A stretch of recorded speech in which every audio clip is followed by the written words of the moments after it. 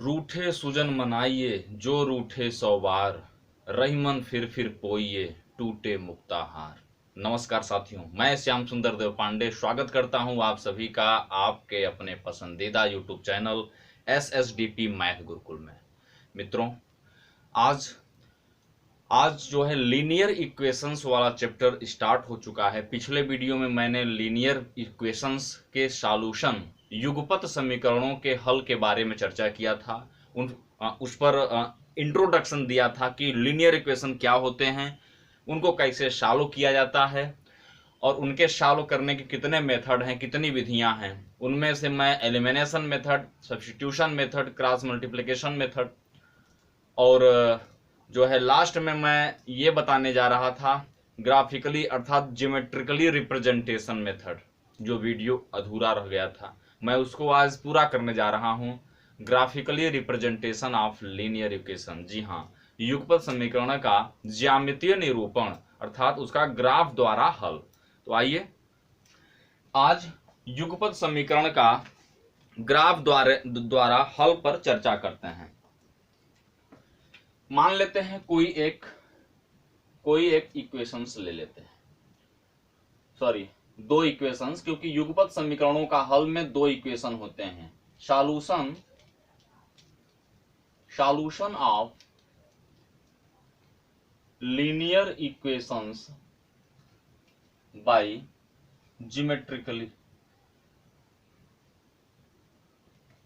Geometrically और graphically. Graph द्वारा linear equations का हल। इसमें दो इक्वेशंस, कोई भी दो इक्वेशंस ले लेते हैं जिनको हमें graph, suppose that x minus 2i equal to 0, equation number first, and 2x plus 3y equal to 20, equation second. x minus 2i equal to 0 and 2x plus 3y equal to 20। अब इसको solve किया जाए। Solve करके graph द्वारा x और y की value find करेंगे और ग्राफ जब ड्रा करेंगे उसी को बोलते हैं ज्योमेट्रिकली रिप्रेजेंटेशन। और उनका जो x और y, जब दोनों इक्वेशंस के ग्राफ, दोनों लाइनें एक दूसरे को कट करेंगे, इंटरसेक्ट करेंगी, जिस पॉइंट पे करेंगी वही उसका सॉल्यूशन होगा, वही उसका हल होगा। तो आइए इसको सॉल्व करते हैं। सबसे पहले लिखते हैं फ्रॉम इक्वेशन फर्स्ट, समीकरण एक से, समीकरण एक को लेके चलेंगे। x minus 2i equal to 0, this implies that x equal to 2i। अब यहां पर हम y की जो वैल्यू रखेंगे वही वैल्यू x की उसी के अकॉर्डिंग फाइंड होती जाएगी। इसको बोलते हैं x की वैल्यू y के फॉर्म में। Now if y equal to 0 then x equal to 0। जब y की वैल्यू यहां 0 रखेंगे तो 2y means 2 into y, 0, x equal to 0। If y equal to 1 then x equal to 2 1 जा 2। If y equal to 3 then x equal to 2 3 जा 6, it is it.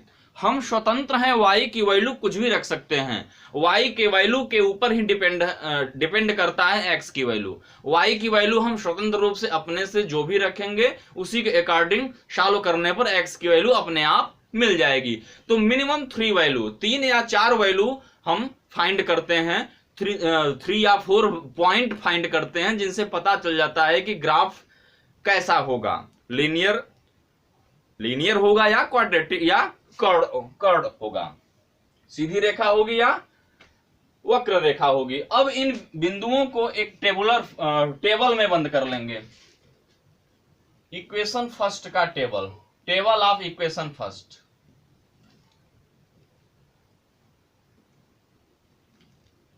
x y x पे 0 तो y पे 0, x पे 2 तो y पे 1, x पे 6 तो y पे 3। इक्वेशन फर्स्ट का टेबल तैयार हो गया। इसी प्रकार अब from equation second, equation second को लेंगे। 2x plus 3y equal to 20। This implies that 2x equal to 20 minus 3y। This implies that x equal to 20 minus 3y by 2। यहां से x की value 20 minus 3y by 2 find.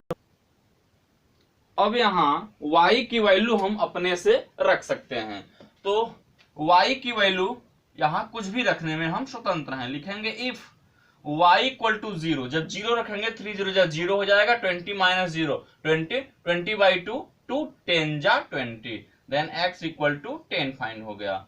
Again if y equal to, अब यहां पर कुछ भी रख दें, 2 रख दें, y इक्वल टू 2 तो 3 2 जा 6, 20 में से 6 घटा देंगे 14, 14 बटे 2, 2 सत्ते 14, x equal to 7। If y equal to, अब यहां पर कुछ और रख सकते हैं, y इक्वल टू 3 रख लें या 1 रख लें, y equal to 1। If y equal to 1 then x equal to 3 1 जा 3, 20 minus 3 equal to 17, 17 by 2, 17 by 2। यहां पर y की वैल्यू हम जो भी रखें, लेकिन कोशिश करें कि x और y दोनों की वैल्यू जो फाइंड हो रही है वो इंटीजर हो, क्योंकि इंटीजर होगा तो उसको ग्राफ पेपर पे रिप्रेजेंट करना आसान होगी। वहीं अगर फ्रैक्शनल फाइंड हो जाएगा तब वहीं किन्हीं दो इंटीजर के बीच में आएगा तो थोड़ा सा उसमें प्रॉब्लम हो सकती है, यदि ग्राफ कॉपी नहीं है तो। ग्राफ कॉपी हो तो कोई दिक्कत विशेष नहीं होती है। तो आइए चलते हैं अब ग्राफ की ओर। इस सेकेंड इक्वेशंस का भी हम टेबल बना लें। ये सेकेंड इक्वेशंस का टेबल है x y। यहां x पे 10 तो y पे 0, x पे 10 तो y पे 0, x पे 7 तो y पे 2 और x पे 17 बाई 2, 17 बाई 2 तो y पे 1। ये अब इन दोनों tables, equation first equation second के टेबल को हम प्लॉट करेंगे कार्टेशियन प्लेन में, कार्तीय तल में इनको दिखाएंगे, इनका हम ग्राफ बनाएंगे।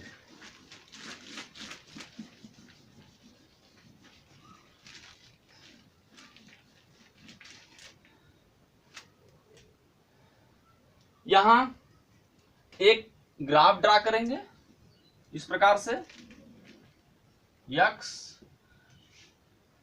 डैश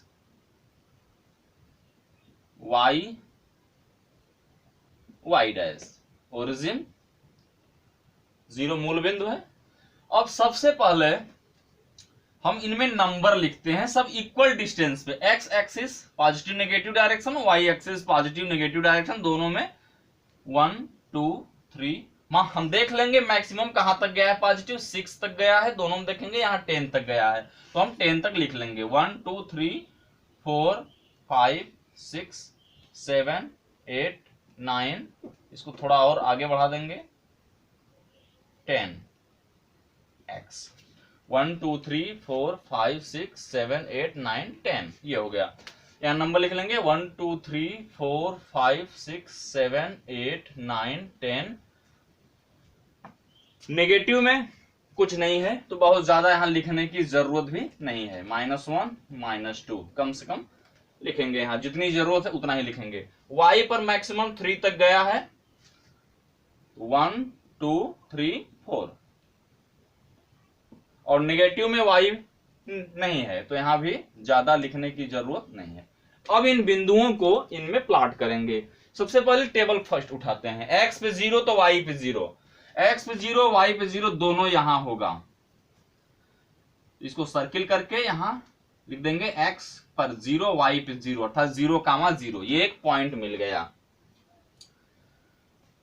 अब x पे 2 y पे 1, तो x पे 2 यहां है, y पे 1 यहां है, तो इन दोनों के सामने जो बिंदु यहां मिल रहा है उसको सर्किल कर देंगे और लिख देंगे x पे 2 y पे 1 अर्थात 2,1, ये पॉइंट, दूसरा पॉइंट मिल गया। अब इस प्रकार x पे 6 y पे 3, तो x पे 6 यहां है, y पे 3 यहां है, तो इन दोनों के सामने यदि आप ग्राफ कॉपी पे बनाएंगे तो ग्राफ कॉपी पे ऑलरेडी लाइनें खींची होती हैं, उनमें कंफ्यूजन नहीं होगा, सीधे सीधे आपको पता चल जाएगा। यहां लिख लेंगे x पे 6 y पे 3 6,3। अब इन तीनों बिंदुओं से होकर जाने वाली एक रेखा ड्रा कर देंगे, लाइन ड्रा कर देंगे, जो कि एक लीनियर, एक स्ट्रेट लाइन होगी, सीधी रेखा होगी।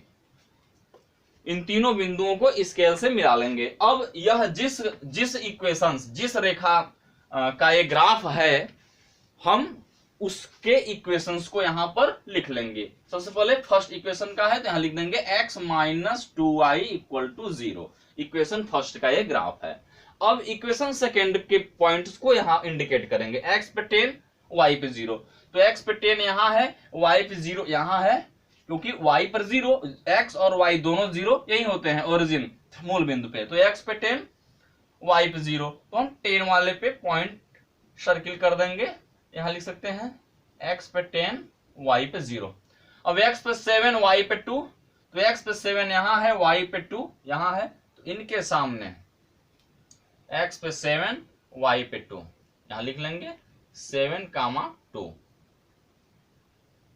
इसके बाद x पे 17/2 और y पे 1, तो x पे 17/2 कहां से आएगा? 17/2 का मतलब क्या होता है यहां समझ लें। 17/2 मीन्स 2 8 जा 16 1,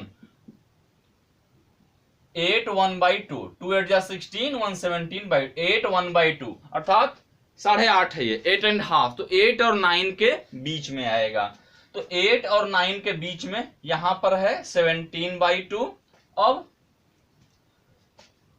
अब यहां x पे 17/2 और y पे 1 है, तो x पे 17/2 और y पे 1 मीन्स दिस यहां पे आएगा नियर अबाउट, तो यहां सर्किल करके यहां लिख लेंगे x पे 17/2 और y पे 1। अब इन तीनों बिंदुओं को मिलाते हुए एक लाइन हम ड्रा कर देंगे,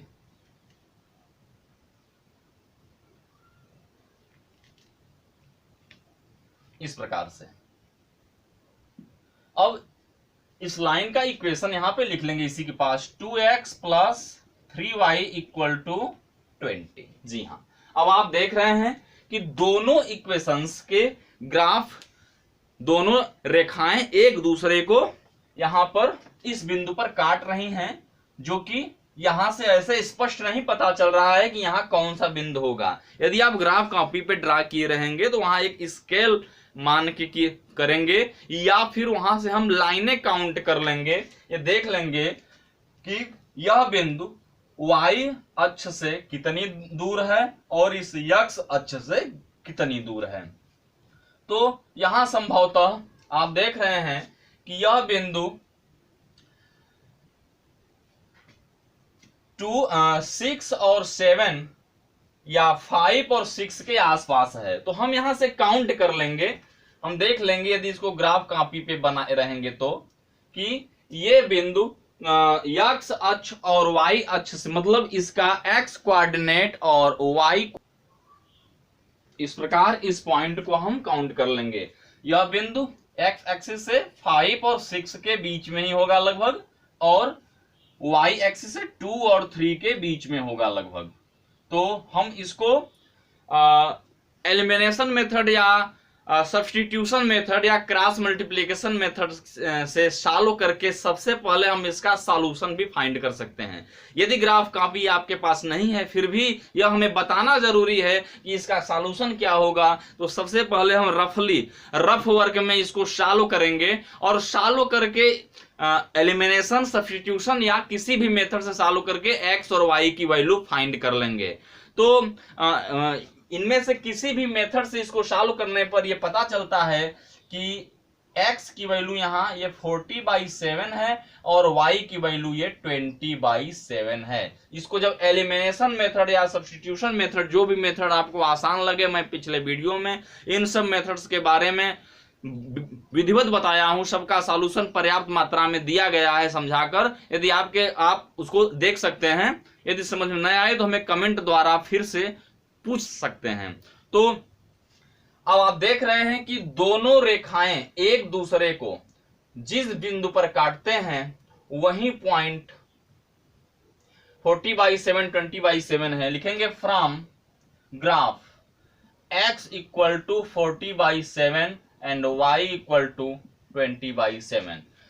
इस बिंदु की x अक्ष से जो दूरी होती है वो y कोऑर्डिनेट कहलाता है और इस बिंदु की y अक्ष से जो दूरी होती है वो x कोऑर्डिनेट कहलाता है।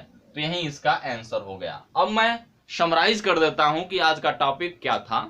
आज का टॉपिक ये था कि किन्हीं इक्वेशंस, लीनियर इक्वेशंस को इन 2 वेरिएबल युगपत समीकरणों जिनमें 2 चर होते हैं उनको हल करके x और y की वैल्यू कैसे फाइंड करेंगे। उनमें कई विधियां हैं जिनमें आज के टॉपिक में था ग्राफ मेथड, ज्योमेट्रिकली रिप्रेजेंटेशन।